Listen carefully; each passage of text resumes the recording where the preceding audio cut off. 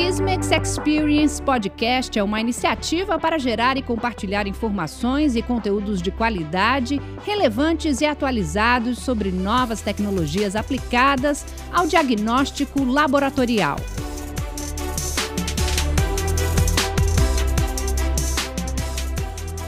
Olá, sejam muito bem-vindos mais uma vez para o nosso bate-papo. Eu sou Tainara Figueiredo e recebo hoje o Dr. Carlos Giaferi para uma conversa sobre fluidos biológicos e a eficiência da análise automatizada. O Dr. Carlos Giaferi é médico especialista em patologia clínica pela Universidade de São Paulo, especialista pela Sociedade Brasileira de Patologia Clínica, Medicina Laboratorial e atua hoje como médico de automação do laboratório do Hospital Israelita Albert Einstein, aqui em São Paulo, e também do laboratório da Prevent Senior, onde é responsável pelo setor de citologia. O doutor também tem muita experiência no setor laboratorial de líquor e atua há aproximadamente 8 anos no Sene Líquor Diagnóstico. Falei tudo, doutor. Muito obrigada pela sua presença aqui conosco. Olá, Tainara. É uma grata honra aqui estar com vocês. Eu agradeço a Sysmex pelo convite e espero proporcionar aí conhecimento para vocês durante o podcast. Obrigado. A gente que agradece, doutor. Eu queria começar com a seguinte pergunta. Para a gente entender melhor, gostaria que o senhor explicasse o que é e qual a definição de fluido biológico na medicina moderna. Então, Tainara, fluidos biológicos são aquelas substâncias que são produzidas normalmente pelo organismo, né? A gente tem vários fluidos biológicos. A gente pode citar o sangue, a urina. E dentro desses fluidos biológicos, a gente tem uma categorização também que são os líquidos cavitários, que é conhecido popularmente aqui no laboratório, né? Então, esses líquidos cavitários é o tema de hoje. Quando eu for me referir a eles, eu vou falar como fluido biológico. E eles se resumem em quem? Líquido acítico, líquido pleural, líquido pericárdico, líquido sinovial e o líquido cefalorraquidiano, que é conhecido popularmente também como líquor, né? É importante dizer que esses fluidos eles são produzidos normalmente, é diferente de secreções do sistema, né? Porque as secreções geralmente elas têm um estímulo para a produção, como a saliva, a lágrima. Então é diferente dessas substâncias porque elas são produzidas normalmente. E se você procurar encontrá-las no organismo, elas vão estar lá presentes normalmente no organismo. Por que os fluidos biológicos são considerados amostras de alta complexidade? Bom, os fluidos biológicos, eles inicialmente, para você conseguir a coleta deles, é uma coleta de maneira invasiva, né? Essa coleta geralmente é feita por um médico especializado, não é qualquer pessoa que consegue puncionar o líquido. E é importante dizer que o líquido biológico, como ele tem várias características diferentes entre eles, né? O líquido cefalorraquidiano, o líquor, né? O acítico, o peritoneal, o sinovial, pericárdico e pleural, eles têm particularidades diferentes entre eles, né? Então, quando você vai fazer a coleta de maneira invasiva, você tem que saber todo o detalhe, a anatomia do paciente, onde eles estão, onde vai fazer a punção, né, para a coleta. E dentro deles também a análise é super complexa, né? Quando você colhe um material que ele é considerado nobre, o material nobre ele tem que fazer várias análises dentro do laboratório, além da citologia, né? Você tem que fazer microbiologia, às vezes exames de biologia molecular, você precisa fazer análise bioquímica. Então, é um exame que, quando você tem ele presente no laboratório, a amostra tem que passar por várias etapas de análise do material, né? E aí isso torna ele cada vez mais complexo, né? Dependendo da situação clínica que o paciente está, você vai partir para outros exames mais especializados, mais complexos. Então isso torna ele uma amostra muito particular que a gente chama de líquido nobre, né? E, doutor, qual é a importância da análise dos fluidos biológicos no diagnóstico, processo terapêutico eficaz e no acompanhamento de condições patológicas? Por que deve-se solicitar a análise? Bom, Tainara, é importante a gente dizer que a grande maioria desses líquidos, quando você vai fazer a coleta, o paciente já tem uma manifestação clínica, né? Habitualmente, quando o paciente não tem manifestação clínica, não é normal você conseguir colher um líquido acítico, um líquido pleural. Então, na verdade, você só consegue puncionar eles em condições patológicas, quando o paciente teve um acúmulo desse líquido, né? E muitas vezes você faz a coleta desses líquidos justamente para você definir a causa desse acúmulo do líquido no espaço, né? Então, citando o líquido pleural, existem várias causas que podem causar o acúmulo de líquido pleural, né? Pode ser desde condições neoplásicas, desde condições inflamatórias, desde infecções e até doenças autoimunes. E muitas vezes você fazendo análise desse líquido, você consegue definir qual que foi a causa do paciente. É engraçado, porque a gente fala definir a causa do paciente, mas com tanto exame de imagem, com tanto exame de laboratorial, por que a gente não consegue definir só com isso? Porque muitas vezes é muito difícil. A manifestação clínica do paciente é complexa, muitas vezes ele não consegue mostrar através de outros exames o que ele tem, então muitas vezes a gente precisa realmente fazer um procedimento invasivo e fazer análise desses líquidos. Então, só para citar, é importante falar isso também. O líquido cefalorraquidiano, que é o líquor, a gente consegue colher normalmente, né?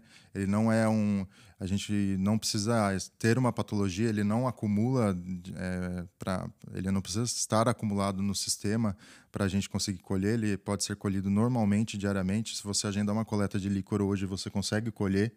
É lógico que você não vai fazer, porque é um procedimento invasivo, mas os outros líquidos, em condições que são anormais, que o paciente tem a manifestação clínica, é importante falar isso, eles vão ser colhidos, tá? Uma coisa que é importante também, esses líquidos, eles definem conduta médica, terapia, né? Então, muitas vezes, quando você faz essa análise da citologia, é importante que o laboratório esteja sempre atento aos detalhes, à clínica do paciente, porque isso direciona a conduta médica, a conduta do laboratório e a conduta que vai ser feita para o paciente, né? Então, isso é muito importante e, com certeza, a análise citológica desses materiais traz bastante diferença para o paciente quando é feita de maneira segura. Como os fluidos biológicos são classificados e quais os critérios utilizados? Bom, os fluidos biológicos eles têm duas categorias principais de classificação, né? O exudato e o transudato. Essas duas categorias são importantes para definir a etiologia do acúmulo de líquido que está dentro da cavidade, né? Então, o transudato, normalmente ele está relacionado à diminuição da pressão oncótica e hidrostática dos vasos, né? Então, quando o paciente tem uma cirrose, uma insuficiência hepática, uma insuficiência renal, o paciente ele começa a acumular líquido dentro da cavidade justamente porque ele não tem proteína suficiente para manter a pressão osmótica dentro do vaso. Então, ele extravasa o líquido para dentro da cavidade e a gente espera que nesse líquido não tenha tanta quantidade de células, tanta quantidade de proteínas, porque basicamente ele se compõe de água, né? Então, para você classificar entre transudato e exudato, você usa os critérios de Light para quando é o líquido pleural, né? Os critérios de Light se baseiam em duas análises bioquímicas que são as principais, que é a proteína e DHL. Então, quando você faz a relação da proteína da pleura e a sérica, você espera que no transudato você tenha uma relação menor ou igual a 0,5, né? Então, você faz esse cálculo de proteína pleural e sérica e você tem uma relação menor ou igual a 0,5. Isso indica que é um transudato. Como eu falei, como ele é um líquido basicamente feito de água, né, de líquido, né, então ele não tem componentes celulares e componentes proteicos do sangue. Outro parâmetro para a gente usar como critério de Light no derrame pleural seria o DHL. A gente dosa o DHL na pleura, o DHL no soro, e a relação entre eles tem que ser menor ou igual a 0,6 para ser considerado um transudato. E também a gente pode utilizar o DHL de maneira diferente, porque daí você não precisaria estar dosando o DHL sérico, né? Então você pode usar o valor de referência máximo do DHL sérico, você calcula os 2/3 dele, e se esse valor da pleura for menor que 2/3 do valor de referência máximo do DHL sérico, você considera como um líquido que é transudato, tá? Então, a diferença do transudato e exudato é que o transudato basicamente é extravasamento de água para o espaço, né? Pode ser pleural, pericárdico, acítico, e o exudato é proveniente de várias outras etiologias que são as que a gente estuda normalmente, né? Que é infecciosa, inflamatória, autoimune. Então, são essas as causas. Geralmente, você tem um aumento de permeabilidade dos vasos. Você consegue que, na verdade, os neutrófilos linfócitos, qualquer célula, consegue invadir o seu espaço por aumento dessa permeabilidade dos vasos, e além disso, proteína do sangue cai dentro do espaço da cavidade e também líquidos que vão por pressão osmótica para dentro da cavidade. Então, essa é a grande diferença entre exudato e transudato. Isso é muito importante porque isso define também conduta médica, né? Às vezes o paciente está lá com uma ascite, é um paciente que tem uma insuficiência hepática, ele tem esse líquido acítico aumentado, e aí muitas vezes você faz a definição se tem uma infecção ou alguma coisa por esses critérios de não é utilizado o critério de Light no acítico, mas também pode definir conduta pelo aumento de células, pelo aumento da proteína, e você consegue definir se é um exudato ou não, se o paciente está evoluindo para uma infecção, uma inflamação do local. O senhor já falou um pouco sobre isso, mas eu gostaria que o senhor ampliasse um pouco mais sobre a questão dos processos, né? Quais os processos que podem levar ao acúmulo de fluidos biológicos? Bom, dentro da questão do transudato, né, que eu já falei na pergunta anterior, a gente tem a perda da pressão oncótica, né, e a pressão hidrostática, aumento de pressão hidrostática dos vasos, então devido à questão de insuficiência hepática ou insuficiência renal. Né? E aí, dentro dos exudatos, a gente tem várias causas diferentes. Né? A gente tem um processo inflamatório que pode ser por uma doença autoimune, pode ser um processo inflamatório paralelo a alguma doença sistêmica que o paciente tenha, pode ser uma infecção, e aí, dentro das infecções a gente tem infecções virais, infecções bacterianas, infecções por protozoários até, tem infecções também por fungos. Então, dentro das infecções é um mundo à parte também, tem um número gigante de micro-organismos que podem causar esse acúmulo de líquidos, né, na cavidade. E sempre é importante falar, quando a gente fala de líquido cavitário, sempre lembrar da tuberculose, né? Porque a tuberculose é uma das maiores causadoras de acúmulo de líquido pleural, né? Que a gente fala eu não falei anteriormente, mas é o derrame pleural. E aí, fora das infecções também, a gente tem várias outras causas que podem ser traumas, né? O paciente sofreu um trauma, ele pode evoluir com um hemotórax por acúmulo de sangue na cavidade, então você tem um derrame pleural que é sanguinolento, né? Você também pode ter rompimento do ducto torácico, pode ser por neoplasia ou trauma também. O ducto torácico é um local, uma via que recebe toda a linfa do organismo, que faz a drenagem para o coração, e aí lá ele é rico em triglicerídeos, né? Então é sempre legal falar também, é raro acontecer isso, mas quando a gente tem o quilotórax, que é um derrame pleural bem espesso, bem leitoso, a gente faz a diferenciação dele dosando triglicerídeos no líquido pleural. Se tiver acima de 110, fala a favor de quilotórax. É lógico que assim, com a medicina atual, é muito raro você fazer o diagnóstico de algumas condições só com a punção, né? Existem algumas situações que a gente vai precisar partir para isso, mas em algumas outras situações a gente não necessariamente vai precisar. Se o paciente teve trauma e está com um derrame pleural, a gente acredita que seja um líquido pleural sanguinolento, né? Fora isso, dentro do trauma, a gente tem as neoplasias que podem ocasionar obstruções de vasos, de linfonodos, então isso pode acumular lá também na região, né? Então isso é uma das principais questões aí que a gente tem para falar sobre os distúrbios de líquidos, tá? Aproveitando que o senhor falou sobre os processos neoplásicos, seria possível trazer um exemplo aqui para a gente, doutor? Então, Tainara, os processos neoplásicos, a gente sabe que a grande parte da etiologia para líquido pleural, por exemplo, é câncer de mama, né? Que é uma prevalência ainda alta, né? Infelizmente. Mas a gente sabe que quando o paciente tem metástase, né, das células neoplásicas, não fica só no local onde iniciou o tumor, né? Você pode ter metástase dessas células neoplásicas para a pleura, né? Ou para outros locais do organismo, né? E essa metástase da pleura, ela promove uma inflamação local, que promove o aumento de permeabilidade capilar, igual no processo inflamatório normal, e aí você vai começar a ter acúmulo de líquido na cavidade, né? Então, isso é uma das causas principais aí do porquê que, às vezes, os pacientes que têm CA de mama podem repercutir com líquido, com derrame pleural, né? Então, isso é muito importante porque quando você tem essa doença e você tem a manifestação de derrame pleural, muitas vezes a paciente nem tem o diagnóstico e descobre dessa forma.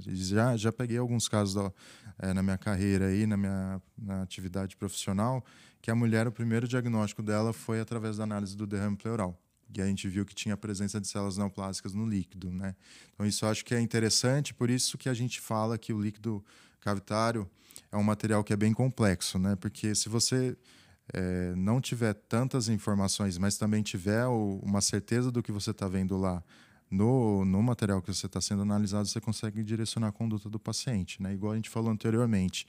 E o que eu acho que é interessante falar aqui também, que eu falei sobre doença autoimune, e a gente tem uma das principais doenças autoimunes aí da medicina é o lúpus, né? Todo mundo já ouviu falar sobre lúpus, né? É uma doença que também que tem uma evolução triste para os pacientes que manifestam a doença, né? E existem manifestações vastas, não é uma manifestação sempre padrão dos pacientes. E algumas pacientes evoluem com serosite, né? A serosite nada mais é do que a inflamação de membranas epiteliais, né, que revestem os nossos órgãos, como eu falei, a pleura, o peritônio, tudo isso, né? Então a paciente muitas vezes ela tem uma inflamação por atividade inflamatória autoimune contra as células da pleura, e aí você começa a ter aumento de permeabilidade capilar, e aí tem extravasamento de líquido, processo inflamatório, células inflamatórias, né, de defesa, e aí você acaba tendo esse comprometimento aí pleural também. Muitas vezes é engraçado falar que o laboratório evoluiu bastante ao longo do tempo, né? Antigamente, como que você fazia o diagnóstico de lúpus com derrame pleural? Você funcionava o líquido pleural da paciente, existiam células LE, né? Você tinha os neutrófilos que faziam englobamento de outras células, né? E aí você tinha esse aspecto de célula LE, que era um neutrófilo super com núcleo aberto, englobando outra célula pela atividade autoimune que ela tinha. Então, era patognomônico de lúpus, quando você via essa célula no líquido pleural. Então, assim, se você for começar a minuciar todos os detalhes que tem os líquidos cavitários, você fica aqui um dia conversando comigo. Obrigada, Dr. Carlos Giafferi, pela sua participação. Foi um prazer recebê-lo e, por isso, quero convidá-lo para uma segunda conversa ainda sobre esse assunto. Pode ser? Oi, Tainara, com certeza eu gostei bastante da participação de hoje e com certeza estarei presente aqui com vocês novamente. Obrigada a você que nos acompanhou também e te espero no nosso próximo bate-papo com o Dr. Carlos Giafferi. Até a próxima.